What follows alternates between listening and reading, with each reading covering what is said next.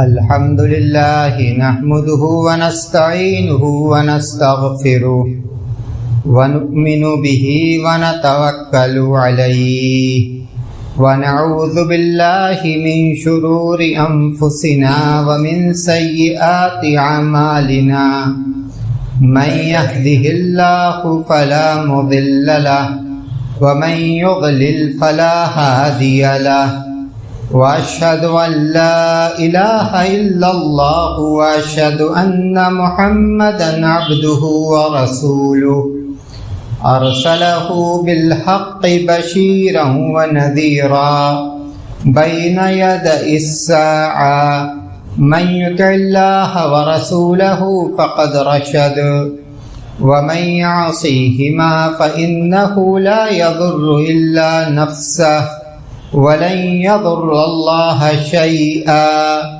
أما بعد فإن خير الحديث كتاب الله وخير الهدي هدي محمد صلى الله عليه وسلم وشر الأمور محدثاتها وكل محدثة بدعة وكل بدعة ضلالة وكل ضلالة في النار فأعوذ بالله من الشيطان الرجيم بسم الله الرحمن الرحيم يوم نقول لجهنم هل امتلأت وتقول هل من مزيد وأزلفت الجنة للمتقين غير بعيد هذا ما توعدون لكل أواب حفيظ من خشي الرحمن بالغيب وجاء بقلب منيب ادخلوها بسلام ذلك يوم الخلود لهم ما يشاءون فيها ولدينا مزید۔ برادران اسلام، محترم بزرگوں، عزیز بھائیوں، ماں اور بہنوں، حضرت عبداللہ بن عباس رضی اللہ تعالی عنہما کی روایت ہے، کہتے ہیں کہ اللہ کے رسول صلی اللہ علیہ وسلم تشریف فرما تھے اور حضرت جبریل بھی وہاں موجود تھے۔ اس دوران آسمان سے ایک آواز آئی۔ حضرت جبریل نے اپنا سر آسمان کی طرف اٹھایا تو دیکھا کہ آسمان کا ایک ایسا دروازہ کھلا جو دروازہ اس سے پہلے کبھی نہیں کھولا گیا تھا، اور اس دروازے سے ایک ایسا فرشتہ زمین پر آیا جو فرشتہ اس سے پہلے کبھی زمین پر نہیں آیا تھا۔ وہ فرشتہ اللہ کے رسول صلی اللہ علیہ وسلم کے پاس آیا، فسلم وقال ابشر بنورین لم یؤتہما نبی قبلک۔ فرشتہ نے آ کر کہا کہ آپ کو خوشخبری ہو، آپ کو مبارک ہو، ایسا دو نور جو اس سے پہلے کسی بھی نبی کو نہیں دیا گیا۔ پھر اس فرشتے نے کہا کہ سورہ فاتحہ اور سورہ بقرہ کی آخری آیتیں، سورہ فاتحہ ہم اپنی نمازوں میں پڑھتے ہیں۔ یہ سورہ کتنی اہم ہے، کتنی عظمت والی ہے، کتنے اجر و ثواب والی ہے، اور اس سورہ سے ہم جسمانی اور روحانی طور پر کتنے فائدے اٹھا سکتے ہیں، اس کا اندازہ ہمیں نہیں ہے۔ اس سورہ کی اہمیت کا، اس کی فضیلت کا اندازہ لگانا ہو تو حضرت ابو ہریرہ رضی اللہ تعالیٰ عنہ کی یہ روایت کہ اللہ کے رسول صلی اللہ علیہ وسلم نے حضرت ابی بن کعب رضی اللہ عنہ سے کہا، الا اعلمک سورۃ ما نزلت فی التوراۃ ولا فی الانجیل ولا فی الزبور ولا فی الفرقان مثلها۔ آپ نے فرمایا کہ اے ابی، کیا میں تم کو وہ سورہ نہ سکھلا دوں جس جیسی سورہ نہ تو تورات میں، نہ انجیل میں، نہ زبور میں، اور نہ قرآن میں اب تک نازل کی گئی ہے۔ حضرت ابی بن کعب نے کہا کہ کیوں نہیں اے اللہ کے رسول، آپ مجھے ضرور بتلائیے، آپ مجھے ضرور سکھلائیے۔ آپ نے کہا کیف تقرأ فی الصلاۃ، آپ نے کہا کہ اچھا ہو بھائی، یہ بتلاؤ کہ نماز میں جب تم قرات شروع کرتے ہو تو کیا پڑھتے ہو؟ حضرت ابی بن کعب نے سورہ فاتحہ کی تلاوت کی تو آپ نے کہا کہ ہاں، یہی وہ سورہ ہے، یہی وہ سورہ ہے جس جیسی سورہ نہ تو تورات میں، نہ زبور میں، نہ انجیل میں، اور نہ قرآن میں اب تک نازل ہوئی۔ یعنی اتنی عظمت والی سورہ کسی بھی آسمانی کتاب میں نازل نہیں کی گئی۔ ایک دوسری حدیث جس میں اللہ کے رسول صلی اللہ علیہ وسلم نے حضرت ابو سعید بن معلہ رضی اللہ تعالی عنہ سے کہا کہ الا اعلمنک اعظم سورۃ فی القرآن قبل ان تخرج من المسجد۔ کہا کہ اے ابو سعید، کیا میں تمہیں قرآن کریم کی سب سے عظیم الشان سورہ، قرآن کریم کی سب سے عظیم الشان سورہ نہ بتلا دوں اس سے پہلے کہ تم اس مسجد سے نکلو؟ حضرت ابو سعید کہتے ہیں فأخذ النبی صلی اللہ علیہ وسلم بیدی واراد ان یخرج، کہا کہ اللہ کے رسول صلی اللہ علیہ وسلم نے میرا ہاتھ پکڑا اور ایسا لگا کہ آپ مسجد سے نکلنا چاہتے ہیں۔ کہا کہ میں نے آپ کو روکا، میں نے کہا کہ اللہ کے رسول، آپ نے تو مجھ سے وعدہ کیا کہ مسجد سے نکلنے سے پہلے آپ مجھے قرآن کریم کی سب سے عظیم الشان سورت کے بارے میں بتلائیں گے، اور بتلانے سے پہلے آپ مسجد سے نکلنا چاہتے ہیں۔ تو آپ نے فرمایا کہ قرآن کریم کی سب سے عظیم الشان سورہ سورہ فاتحہ ہے۔ قرآن کریم کی سب سے عظیم الشان سورہ یہ سورہ فاتحہ ہے۔ کتنی عظیم الشان ہے اس کا اندازہ ہم اس حدیث قدسی سے لگائیں۔ حضرت ابو ہریرہ رضی اللہ تعالیٰ عنہ کی روایت ہے صحیح مسلم میں۔ حضرت ابو ہریرہ کہتے ہیں کہ میں نے اللہ کے رسول صلی اللہ علیہ وسلم کو فرماتے ہوئے سنا، آپ نے فرمایا کہ اللہ تبارک و تعالی نے فرمایا قسمت الصلاۃ بینی و بین عبدی نصفین ولی عبدی ما سأل۔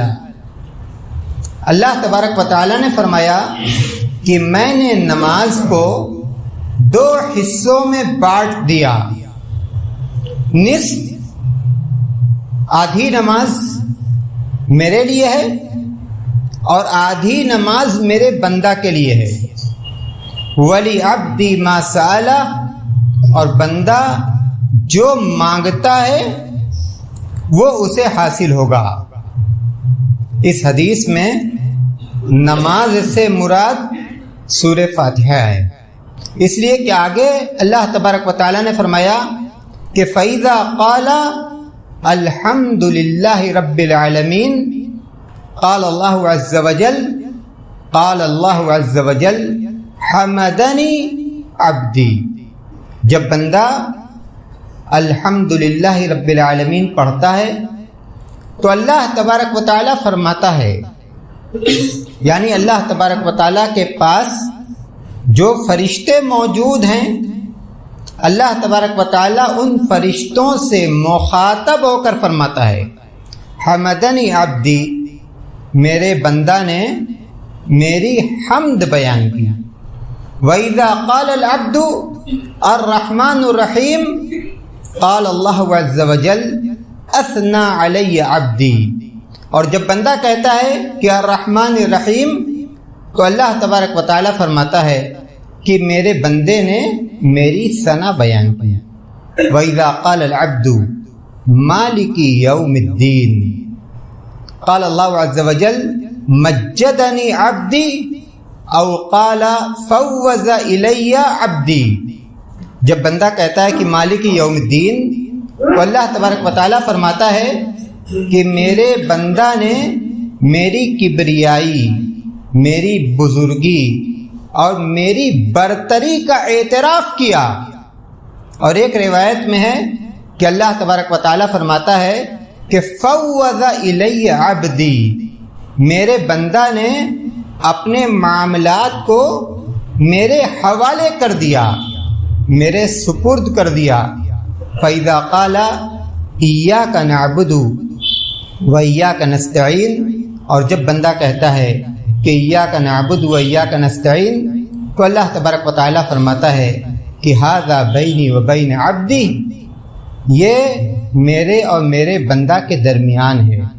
وَإِذَا قَالَ اهْدِنَا الصِّرَاطَ الْمُسْتَقِيمَ صِرَاطَ الَّذِينَ أَنْعَمْتَ عَلَيْهِمْ غَيْرِ الْمَغْضُوبِ عَلَيْهِمْ وَلَا الضَّالِّينَ قال اللہ عز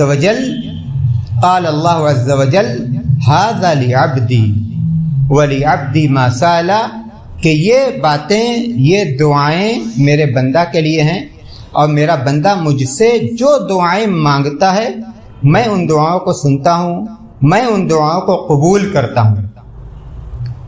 سورہ فاتحہ جسے ہم ہر نماز میں پڑھتے ہیں، ہر نماز میں پڑھتے ہیں، اتنی عظیم الشان سورہ، اتنی اہمیت والی سورہ، اتنی فضیلت والی سورہ، اتنے اجر و ثواب والی سورہ، کیا ہمیں کبھی یہ توفیق ہوئی کہ ہم قرآن کریم کو لے کر، ترجمہ والا قرآن یا کسی دعا کی کتاب کو لے کر ہم اس بابرکت سورہ کا معنی پڑھیں، اس کا مطلب سمجھیں، اس پر غور کریں اور ہم اس بات کا اندازہ لگائیں کہ ہماری زندگی میں دین کے اعتبار سے بھی، دنیا کے اعتبار سے بھی اس سورہ کی کتنی اہمیت ہے۔ پہلی آیت کریمہ بسم اللہ الرحمن الرحیم کے بعد الحمدللہ رب العالمین۔ جب ہم اپنی زبان سے یہ آیت کریمہ پڑھتے ہیں تو ہم اپنے رب کی ربوبیت کا اقرار اور اعتراف کرتے ہیں۔ تمام تعریف ہر قسم کی تعریف اس اللہ کے لیے جو سارے جہان کا رب ہے، پروردگار ہے، پیدا کرنے والا ہے، نظام کو چلانے والا ہے۔ سورج کا نکلنا، چاند کا نکلنا، دن کا آنا، رات کا آنا، مخلوقات کو روزی ملنا، کوئی پیدا ہو رہا ہے تو کسی کو موت آ رہی ہے، کوئی بیماری سے اچھا ہو رہا ہے تو اللہ کی تقدیر اور اس کی حکمت سے کوئی بیماری میں مبتلا ہے، کسی کی روزی کشادہ کی جا رہی ہے، کسی کی روزی تنگ کی جا رہی ہے، کسی گھر میں شہنائی بجتی ہے تو کہیں ماتم کا منظر ہے۔ دنیا کے یہ سارے کاروبار، یہ صبح و شام اور اس کی سرگرمیاں، یہ کس کے حکم سے، کس کی مرضی سے، کس کے ارادہ سے، کس کی حکمت اور تدبیر سے قائم ہے؟ وہی اللہ جسے ہم رب العالمین کہتے ہیں، سارے جہاں کا رب، سارے جہاں کا پروردگار، سارے جہاں کے نظام کو چلانے والا۔ جب ہم یہ کہتے ہیں کہ وہ رب العالمین ہے تو اللہ تبارک و تعالیٰ کی توحید ربوبیت کا اقرار کرتے ہیں، اعتراف کرتے ہیں۔ الرحمن الرحیم، بڑا مہربان، نہایت رحم کرنے والا۔ اس کی رحمت کا اندازہ لگائیے، ایک شخص جو اللہ کو نہیں مانتا پھر بھی اسے روزی ملتی ہے، ایک شخص جو اللہ کو مانتا ہے لیکن اللہ کی نافرمانی کر کے اپنے رب کو ناراض کر لیتا ہے، پھر بھی اللہ تبارک و تعالیٰ اپنی رحمت سے اس کے گناہ پر پردہ ڈال دیتا ہے اور اس کو بھی اپنی رحمت سے اور اپنی نعمت سے محروم نہیں کرتا۔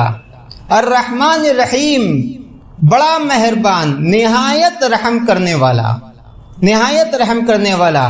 توحید اسماء و صفات، اللہ تبارک و تعالیٰ کی جو اوصاف ہیں، اس کی جو صفات ہیں، اس کے جو نام ہیں، قرآن کریم کے اندر، احادیث کے اندر ہمیں حکم ہے کہ ہم ان پر ایمان رکھیں۔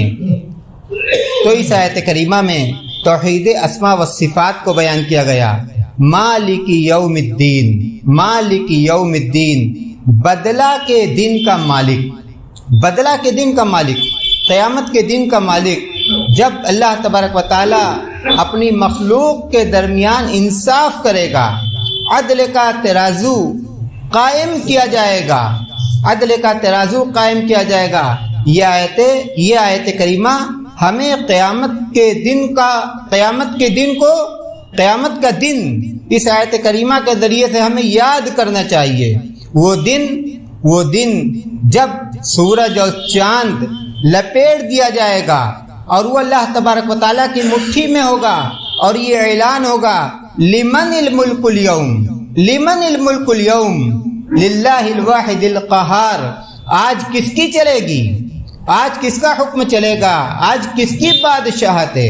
اس اللہ کی جو اکیلا ہے، ہر چیز پر غالب ہے۔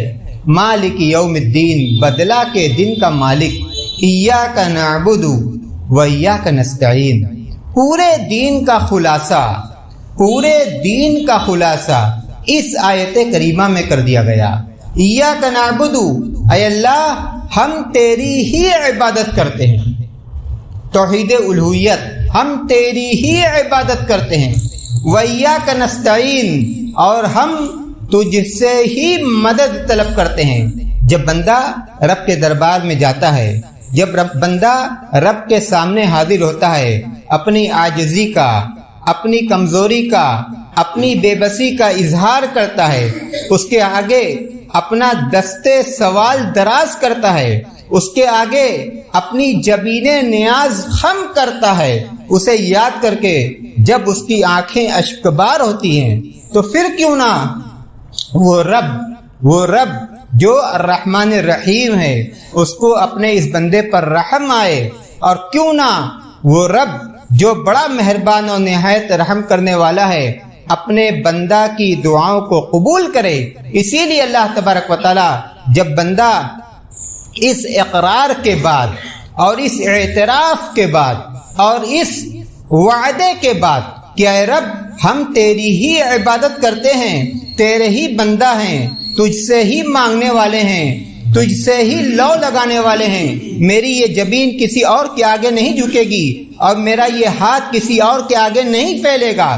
جب بندہ اپنی اس توحید کا اقرار صدق دلی کے ساتھ کرتا ہے، صدق دلی کے ساتھ کرتا ہے اور ساتھ ساتھ یہ بھی کہتا ہے کہ وَإِيَّاكَ نَسْتَعِينُ، اے رب ہم تیرے بندہ ہیں اور تجھ سے ہی مدد طلب کریں گے، کسی اور کے پاس نہیں جائیں گے، کسی اور کے آگے ہاتھ نہیں پھیلائیں گے۔ اور اس کے بعد جب یہ دعا کرتا ہے کہ اہدنا الصراط المستقیم، اے اللہ تو مجھے سیدھے راستے پر چلانا، جو انبیاء کا راستہ ہے، جو صدیقین کا راستہ ہے، جو صالحین کا راستہ ہے، جو شہداء کا راستہ ہے، نیکی کا راستہ، سچائی کا راستہ، پرہیزگاری کا راستہ، تقوی کا راستہ، اہدنا الصراط المستقیم، ہمیں چلانا تو سیدھے راستے پر چلانا۔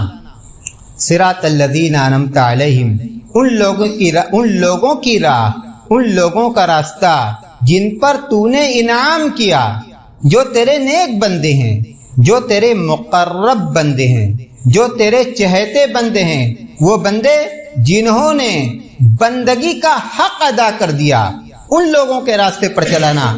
غیر المغضوب علیہم ولا الضالین، ان لوگوں کے راستے پر نہیں جن پر تیرا غضب نازل ہوا، جن پر تیرا غضب نازل ہوا، یعنی یہودیوں کے راستے پر مت چلانا۔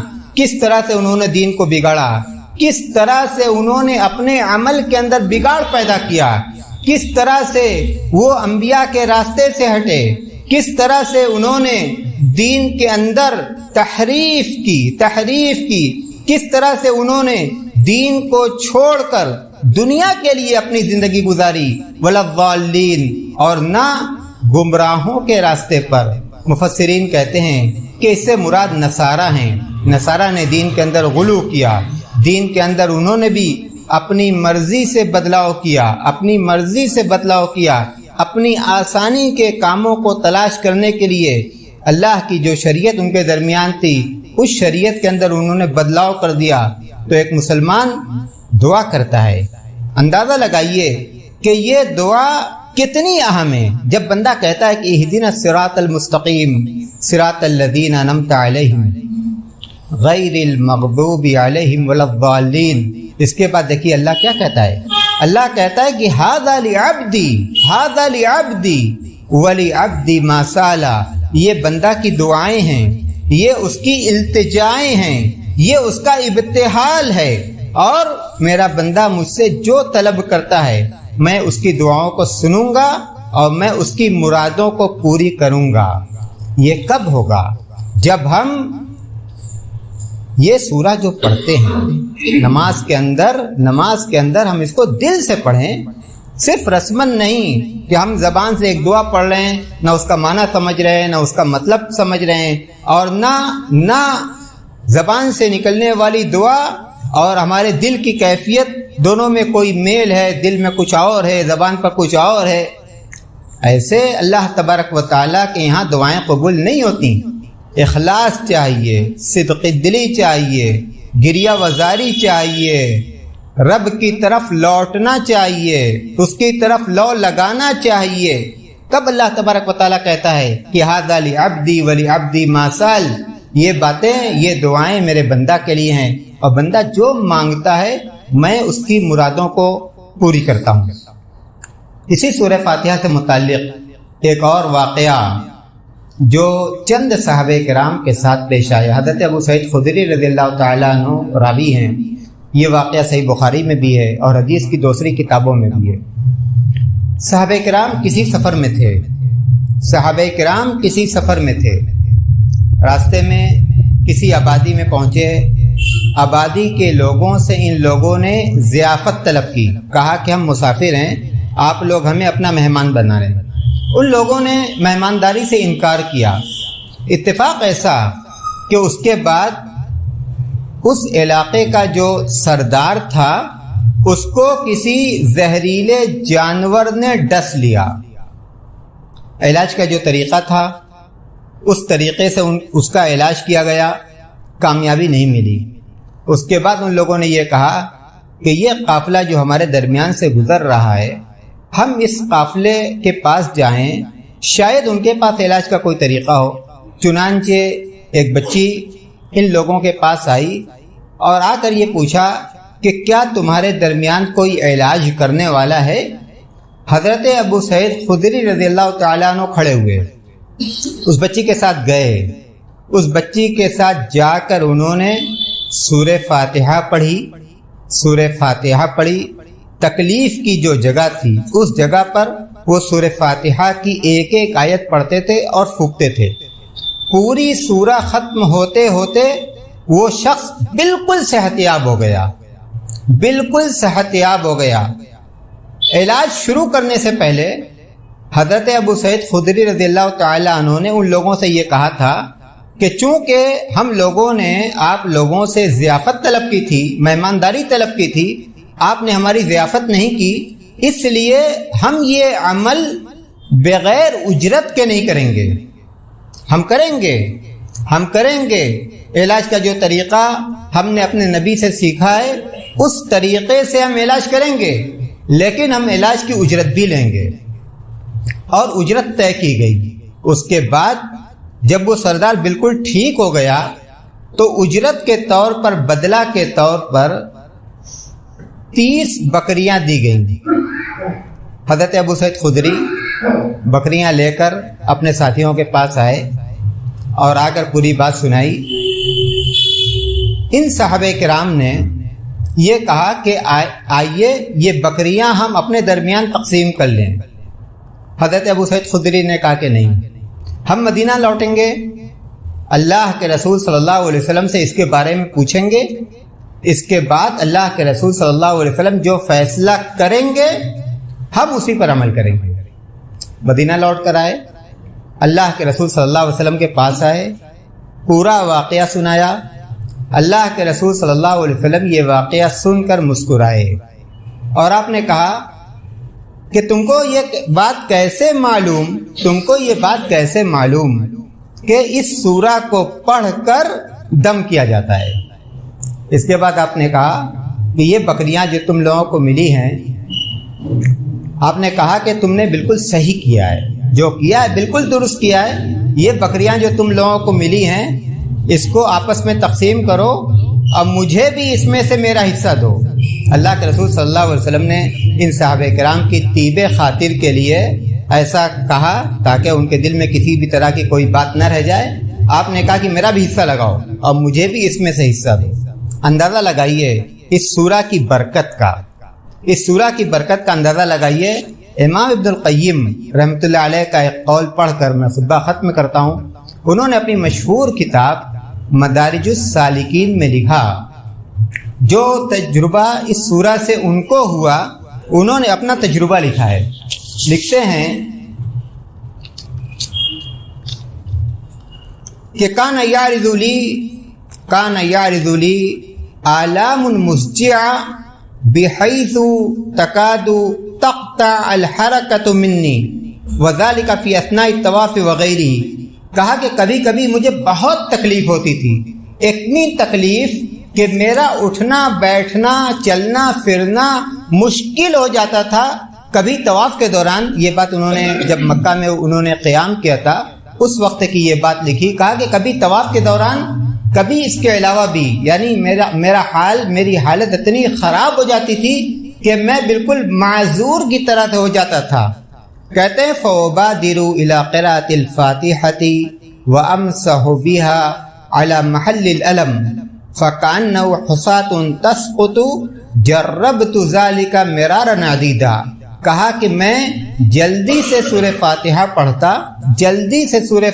پڑھتا اور جو تکلیف کی جگہ ہے اس جگہ میں دم کرتا تو تکلیف بہت جلد دور ہو جاتی تھی۔ اس کے بعد کہتے ہیں کہ میں نے یہ تجربہ 1 سے زیادہ مرتبہ کیا۔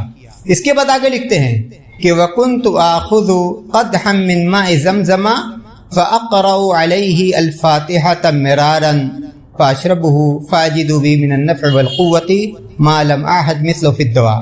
کہا کہ کبھی کبھی میں زمزم کا پانی لیتا تھا، زمزم کا پانی لیتا تھا، اس پر بھی سورہ فاتحہ پڑھ کر دم کرتا تھا، پھر اس پانی کو پی جاتا تھا. تو کہتا ہے کہ اس پانی سے مجھے جو فائدہ ہوتا، مجھے جو طاقت ملتی تھی، وہ فائدہ اور طاقت مجھے کسی اور دوا سے نہیں ملتی تھی. تو یہ جو سورہ ہے یہ بہت بابرکت سورہ ہے، یہ بہت بابرکت سورہ ہے. اور ہم لوگوں کو یہ چاہیے کہ جب ہم ہر نماز میں، بلکہ ہر نماز کی ہر رکعت میں اس سورہ کو پڑھتے ہیں تو ہمیں چاہیے کہ ہم اس سورہ کا جو معنی ہے، اس سورہ کا جو مطلب ہے، اس پر غور کریں، اور نماز میں اس سورہ کے پڑھنے کے وقت اس کا یہ معنی اور اس کا یہ مطلب ہمارے ذہن و دماغ میں حاضر رہے تاکہ اس کے جو فوائد ہیں اور اس کا جو اجر و ثواب ہے ہم اللہ تبارک و تعالیٰ کی رحمت سے اس سے محروم نہ رہ جائیں. اللہ تبارک و تعالیٰ ہمارے عمل کی اصلاح فرما دے، ہمیں نیکی کے کاموں کے کرنے کی توفیق عطا کرے، برائی کے کاموں سے بچا لے. جب تک زندہ رکھ، اسلام پر چلنے والا بنا کر زندہ رکھ، جب موت آئے تو ایمان پر آئے. وآخر دعوانا الحمدللہ رب العالمین.